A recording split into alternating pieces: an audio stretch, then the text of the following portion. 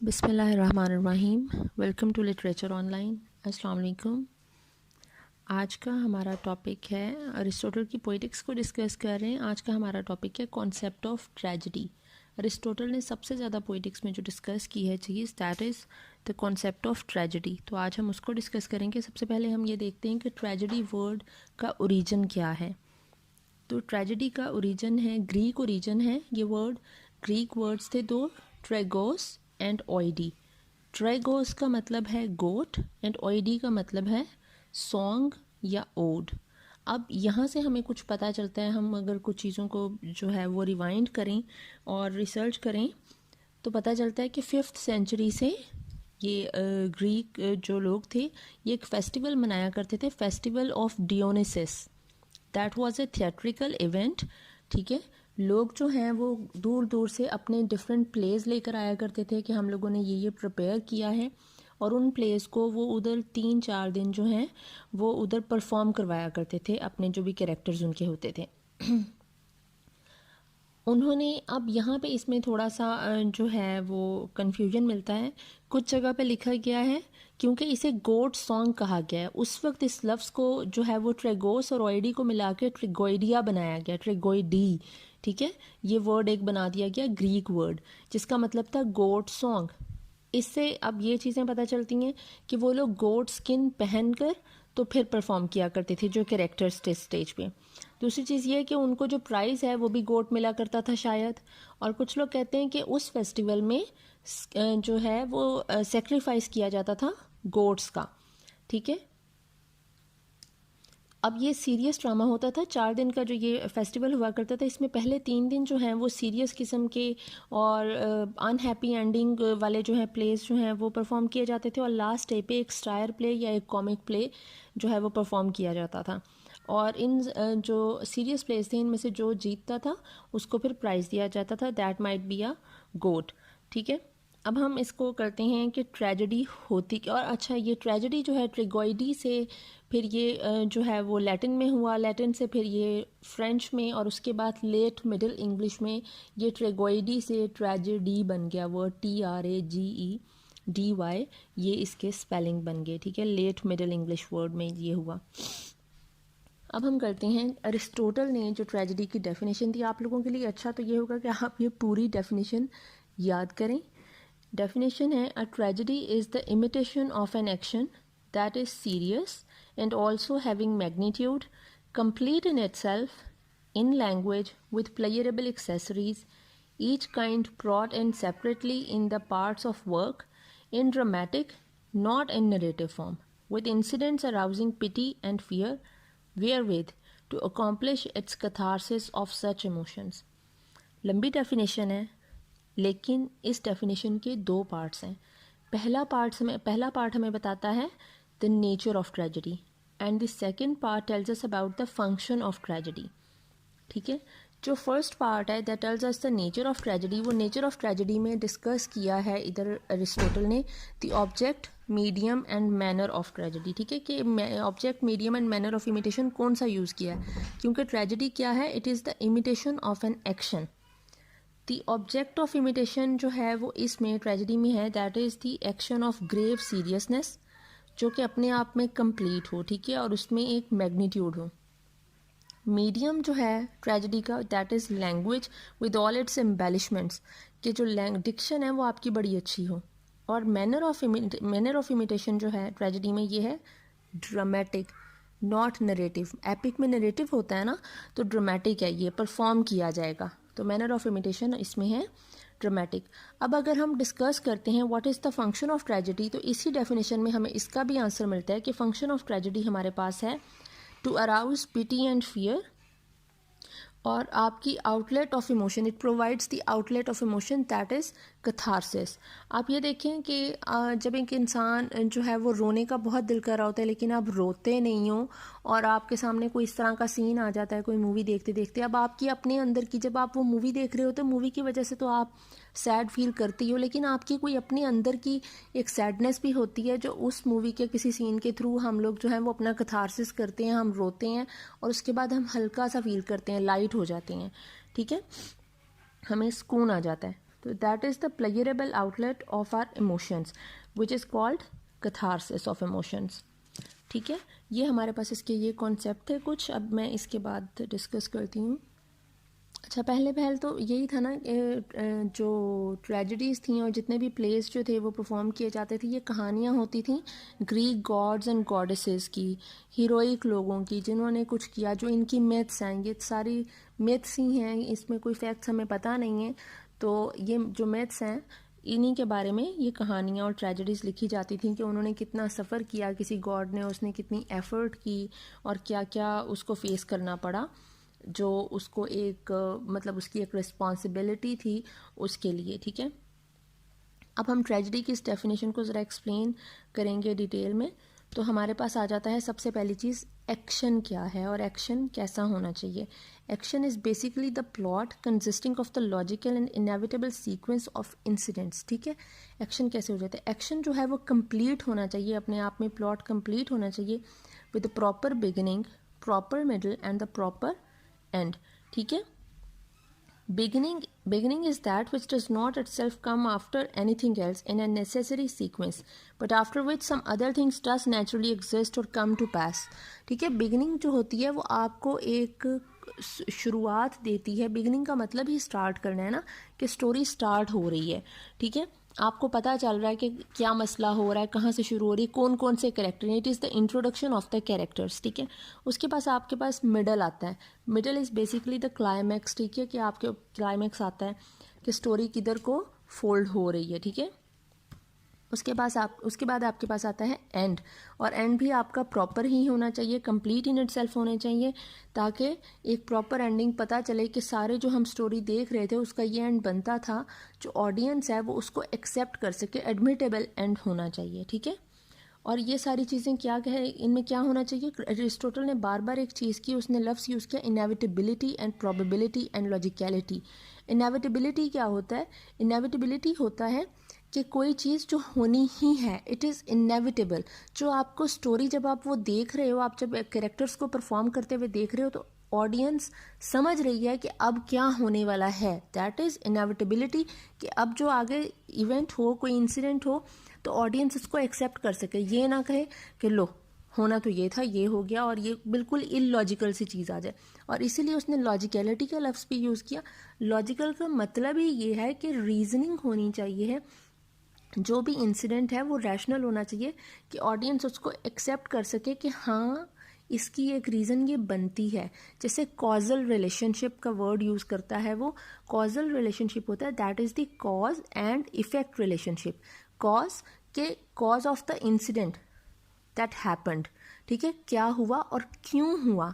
And effect, effect का मतलब है effect of those incidents which happened earlier. ठीक है, कि एक इंसिडेंट क्यों हुआ और उसके आफ्टर इफेक्ट्स क्या थे। That is the cause and effect relationship which is called causal effect, इसको कहा जाता है। ठीक है, उसके बाद बात आती है प्रोबेबिलिटी की। आपने अगर मैथ्स के आप स्टूडेंट हो, और 9th में आई थिंक हाई स्कूल में मैथ्स होता है, तो उसमें हम प्रोबेबिलिटी के क्वेश्चन किया करते थे कि किसी भी एक इक्वेशन की इतनी प्रोबेबिलिटीज़ बनती हैं, ये हो सकता है। ऑडियंस अपना माइंड तैयार कर लेती है, ये भी हो सकता है। जैसे हम लोग मूवी या ड्रामा देखते हुए हम कह रहे होते हैं हीरो मर जाएगा, हीरो जिंदा रहेगा, हीरो चला जाएगा, कोई चीज़ ऐसे हो जाएगी, या हीरोइन जो है वो रियलाइज़ कर लेगी। जो भी हम प्रोबेबिलिटीज़ निकालते हैं, और इनएविटेबिलिटी का होता है कि ये चीज़ होनी ही है। ठीक है, कि ये मूवी तो बुरा ही एंड होगा बस। ठीक है, आप जो है जिसके लिए आप प्रिपेयर करते हो अपने ऑडियंस को, तो ये सारी चीज़ें जो हैं ये आपके प्लॉट में, आपके एक्शन में होनी चाहिए, बिगिनिंग, मिडल एंड एंड। और जो इंसिडेंट्स है आपके, there must be inevitability, probability, logicality and a causal effect. ठीक है, उसके बाद अपनी ये ट्रेजेडी की डेफिनेशन में वो बात करता है द मैग्नीट्यूड। मैग्नीट्यूड क्या है? कि साइज़ और लेंथ ऑफ द ट्रेजेडी।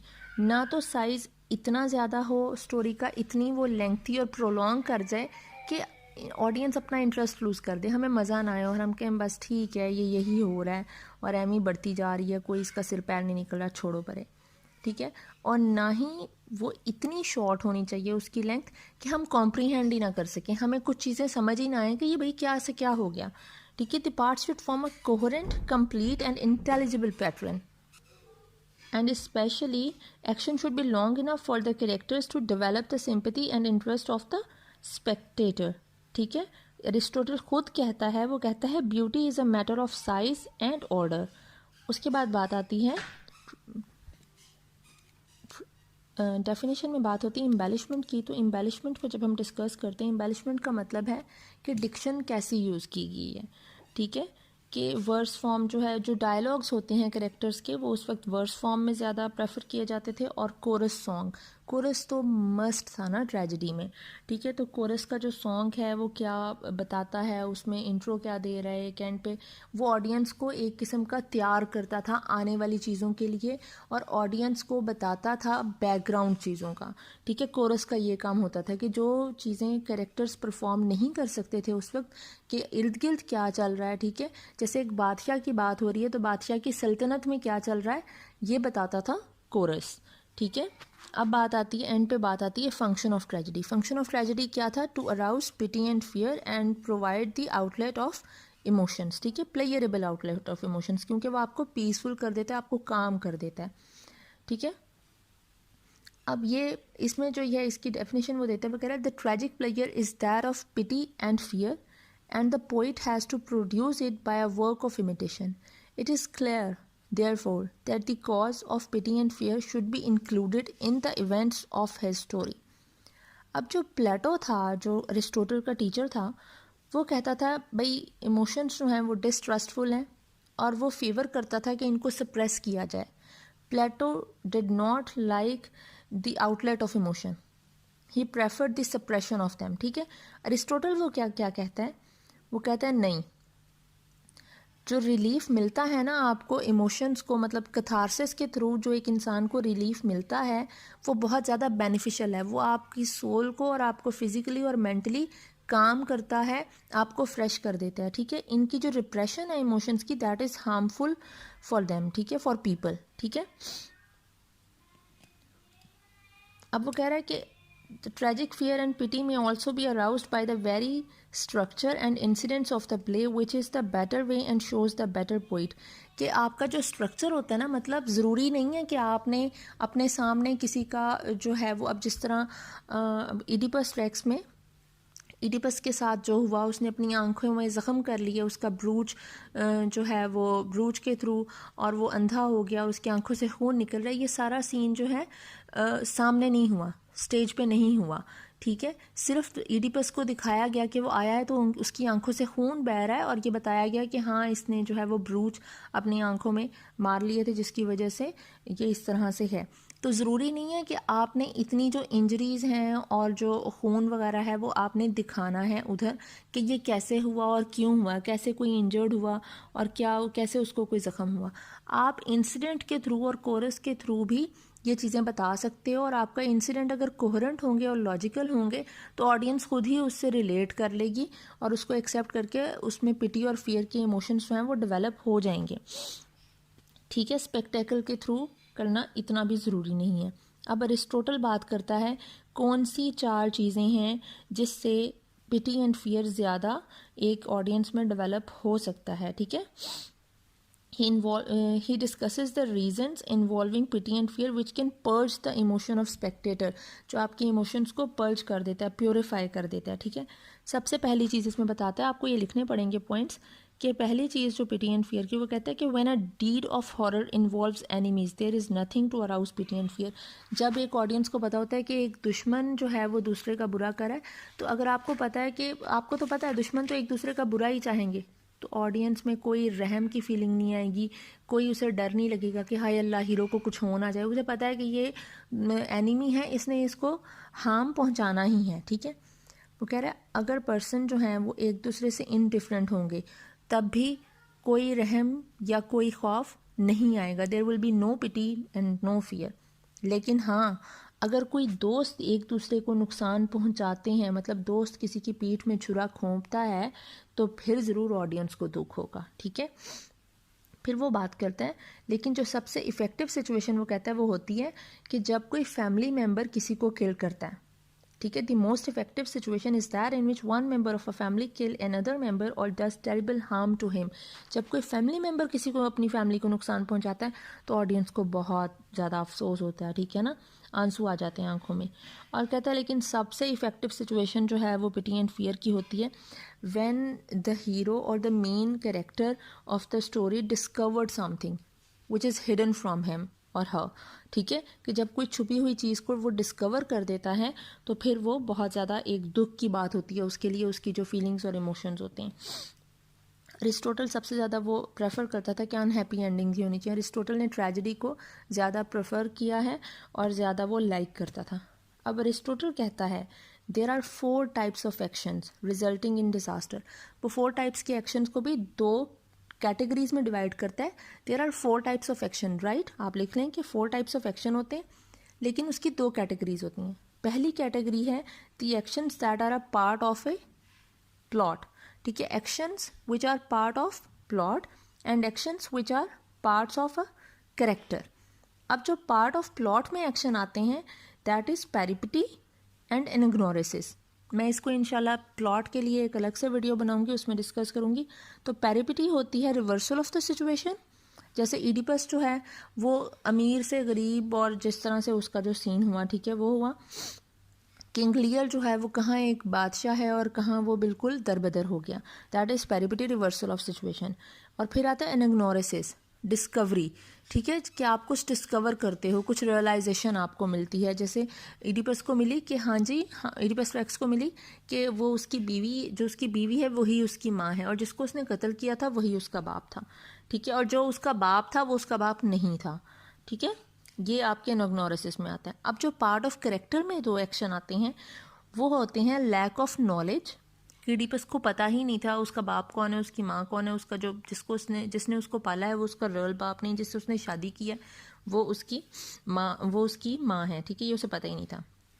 दूसरा एक्शन आता है एरर ऑफ जजमेंट, कि आप जो है वो जजमेंट, जो आपकी जजमेंटल पावर होती है, जिस तरह इडिपस को कहा भी गया कि तुम मत खोज लगाओ, तुम मत इस चीज़ के पीछे पड़ो कि किसने कत्ल किया था, क्या हुआ था, क्या नहीं हुआ था, तुम छोड़ दो इस चीज़ को, लेकिन वो इस चीज़ के पीछे पड़ा रहा कि मैं करूँगा। उसे अपने ऊपर बड़ा एतमाद था कि मैं बड़ी कोई चीज़ हूँ और मैंने जो है वो स्फिनिक्स को अगर जो है वो भेज दिया यहाँ से तो मैं अब ये कर सकता हूँ, वो कर सकता हूँ। तो ये आपके जो लैक ऑफ नॉलेज और एरर ऑफ जजमेंट है ये आपकी पार्ट ऑफ कैरेक्टर है और इन दोनों को हम हमार्शिया भी कहते हैं, ठीक है। अब उसके बाद आ जाता है कि आपके पास क्वांटिटेटिव एलिमेंट्स ऑफ ट्रेजेडी क्या होते हैं। पहले मैंने आपको कहा कि 4 टाइप्स ऑफ एक्शन होते हैं, वो डिस्कस किया। अब डिस्कस करते हैं quantitative parts of a tragedy. Tragedy के 4 क्वांटिटेटिव पार्ट्स होते हैं। उन 4 पार्ट्स का नाम है prologue, episode, exode, episode 2, 3, exode, 4, choric song, ठीक है। प्रोलॉग होता है जो आपकी जो entire part of the tragedy between the beginning and the period of chorus, कि जो कोरस के गाना गाने से जो पहले वो शुरू होता है ना, उससे पहले जो एक करेक्टर आके कुछ बता के जाता है। प्रोलॉग वो है जो एक करेक्टर को आके या फिर पीछे से सिर्फ एक आवाज़ आ रही होती है, वो आपको कुछ बैकग्राउंड देती है और आपको बताती है कि आपके सामने ये पेश किया जाएगा, आज इसकी कहानी पेश की जाएगी, ठीक है। वो आपको होता है prologue, an introduction of the story which you are going to see, ठीक है, वो आपका प्रोलॉग होगा। उसके बाद आ जाता है आपके पास एपिसोड। एपिसोड आपके पास, आप समझ लें कि एक एक्ट को एक एपिसोड कहते हैं, ठीक है। कोरस के दरमियान में जितना भी परफॉर्मेंस होगी that is an act which is also called episode. उसके बाद आपके पास आ जाता है एक्सोड, जो फाइनल सॉन्ग होता है ना कोरस का, उससे पहले और हर एपिसोड में जो follows the last coral song, वो जो लास्ट कोरल सॉन्ग से पहले पहले जितनी भी परफॉर्मेंस हो जाती है वो आपकी होती है एक्सोड, ठीक है। अब आपके पास आ जाता है कोरिक सॉन्ग। कोरिक सॉन्ग को 2 चीज़ों में डिवाइड किया गया। एक कोरिक सॉन्ग होता है परेड। परेड वो होती है जो एंट्रेंस सॉन्ग होता है कोरस का, दिस इज कॉल्ड परेड। और एक होता है स्टेसिमन। स्टेसिमन आपके पास होता है जो एक सॉन्ग होता है कोरस का विदाउट द एनापिस्ट और ट्रोकीज, ठीक है, जो एक लेमेंटेशन सॉन्ग होता है, ये एंड पे स्टेसिमन जो है वो एंड पे जो है कोरस जो है वो बताता है, गाता है, और ये विदाउट एनापिस्ट और ट्रोकीज होगा। अब एनापिस्ट और ट्रोकीज आपके पास लिटरेरी डिवाइसेस हैं, स्टाइलिस्टिक डिवाइसेस हैं। एनापिस्ट जो होती है वो होती है in which 2 stressed syllables are followed by 1 unstressed syllable. ठीक है, टोटल इसमें 3 सिलेबल्स होते हैं, 2 stressed syllables followed by 1 unstressed syllable. This is called anapaest. आपके पास आती है फिर ट्रोकीज। ट्रोकी होती है इनमें जिसमें 1 stressed syllable is followed by 1 unstressed syllable। ठीक है, ये आपके पास ट्रोकी आती है। उसके बाद अरिस्टोटल डिस्कस करता है, वो कहता है there are 6 formative elements of tragedy. जब आपका क्वेश्चन आता है what are the formative elements of tragedy, तो वो 6 ये हैं: plot, character, thought, diction, spectacle and song. अब जो इंटरनल एस्पेक्ट हैं, इंटरनल एस्पेक्ट में आते हैं प्लॉट, कैरेक्टर एंड थॉट। ठीक है, plot, character and thought are the internal aspects of a tragedy. जब आपके एक्सटर्नल एस्पेक्ट की बात आएगी तो वो होगी external aspects are diction, spectacle and song.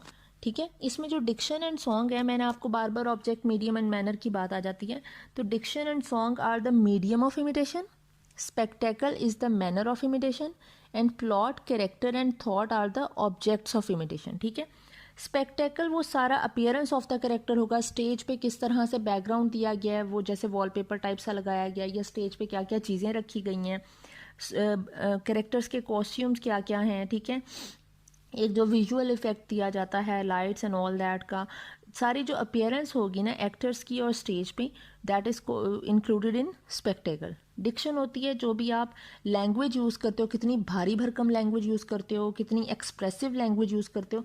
Tragedy में वैसे एक्सप्रेसिव लैंग्वेज यूज़ की जाती है ताकि ऑडियंस ज़्यादा उससे जो है वो इन्वॉल्व हो सके, इंटरेस्ट जो है वो उसका डेवलप रहे, ताकि जितनी एक्सप्रेसिव होगी उतना ही ऑडियंस उसको ज़्यादा फील कर सकेंगे। ठीक है, वो आपकी डिक्शन होती है। थॉट होती है कि आपके करेक्टर्स के साथ जो कुछ बीत रही है, आप उस थॉट प्रोसेस को with action and with diction किस तरह से प्रेजेंट करते हो, this is called thought. It is the intellectual element of a tragedy. ठीक है, उसके बाद आपके पास आ जाता है प्लॉट। प्लॉट का मैंने आपको पहले ही बताया कि प्लॉट जो है वो यूनिफाइड होना चाहिए, ये हम इंशाल्लाह नेक्स्ट वीडियो में डिस्कस करेंगे।